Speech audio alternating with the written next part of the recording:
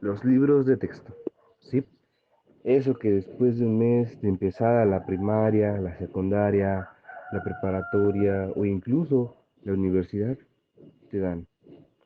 ¿Qué son? ¿Para qué sirven? ¿Quién los crea? Aunque, ¿de dónde vienen los libros? O más bien, ¿dónde se crea un libro? Sí, de un árbol. De un árbol nace un libro, ya que de ahí sacamos las hojas y la encuadernación. E incluso con un árbol también podemos sacar lápices con los cuales podemos escribir textos sobre ellos. Aunque para entender su importancia actual, tenemos que mirar un poco atrás a el nacimiento del libro, ya que tal como lo conocemos hoy, el libro tiene sus raíces en la imprenta, cuando el acceso al conocimiento dejó de ser privilegio exclusivo de los monasterios y la nobleza y pasó a ser común. Con el tiempo, a medida que los estados modernos consolidaban sus sistemas educativos, surgió la necesidad de materiales uniformes.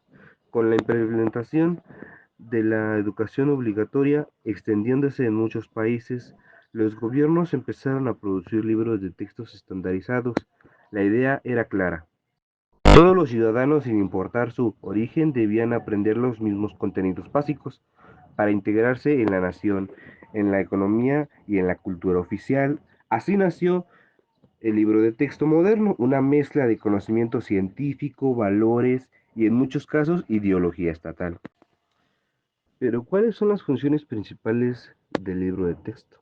Los libros de texto tienen múltiples funciones más allá de servir como manuales de estudio.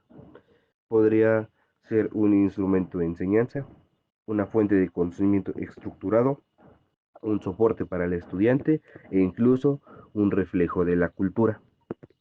¿Quién los elabora?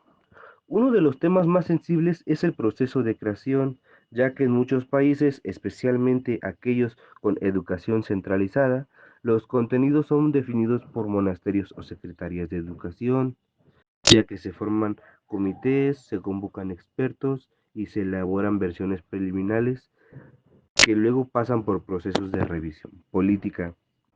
Aunque parezca técnico, este paso es profundamente político. ¿Por qué? Porque elegir qué historia se cuenta, qué autores se leen, qué ciencias se priorizan o qué valores se promueven no es una decisión neutral, es una forma de moldear a las futuras generaciones. ¿Cuál podría ser un ejemplo de esto? En algunos países se ha eliminado o suavizado el tema de dictaduras militares en libros de historia. En otros se ha censurado información sobre diversidad sexual, derechos reproductivos o movimientos sociales. También hay casos donde los libros glorifican políticas contemporáneas para favorecer una narrativa de culto o legitimidad. ¿Cuáles son las críticas más frecuentes hacia los libros de texto? Los libros de texto, aunque sean herramientas valiosas, no están exentos de críticas, ya que algunas de las más comunes son la obsolescencia, porque algunos libros tardan años en actualizarse en ciencia o tecnología. Esto significa enseñar conocimiento ya superado. Otra podría ser la ideologización. Como vimos, muchos libros promueven narrativas políticas, religiosas o culturales sesgadas. Exclusión y invisibilización. Mujeres, pueblos indígenas, afrodescendientes, personas con discapacidad o comunidades LGBT han sido históricamente omitidos o representados de forma estereotipada. Desconexión con la realidad. Algunos libros presentan contenidos alejados del contexto del estudiante. Por ejemplo, niños rurales leyendo ejemplos urbanos que no comprenden. No tiene sentido. Lenguaje inaccesible. Muchos textos pecan de ser técnicos abstractos sin estrategia didáctica clara. Estas críticas han llevado a muchos adolescentes a contemplar o incluso reemplazar partes del libro con recursos más actuales o críticos o contextualizados. El libro de texto en la era digital. Con la llegada de Internet y las tecnologías digitales, el rol del libro ha cambiado, ya que hoy existen plataformas interactivas, videos educativos, juegos didácticos, blogs y apps de aprendizaje. Muchos creen que el libro de texto desaparecerá, pero otros sostienen que se transformará. Pasará de ser un texto cerrado a una red de conocimientos abiertos, vivos y colaborativos. Así surge la idea y el concepto del libro de texto digital adaptativo, que cambia según las necesidades del estudiante, integrando inteligencia artificial, feedback instantáneo y recursos multimedia. Pero esto plantea otros retos, como qué pasa con quienes no tienen acceso a Internet, cómo se garantiza la calidad y la veracidad de los contenidos, quién regula estos nuevos libros, aunque esas son preguntas que solo el tiempo responderá.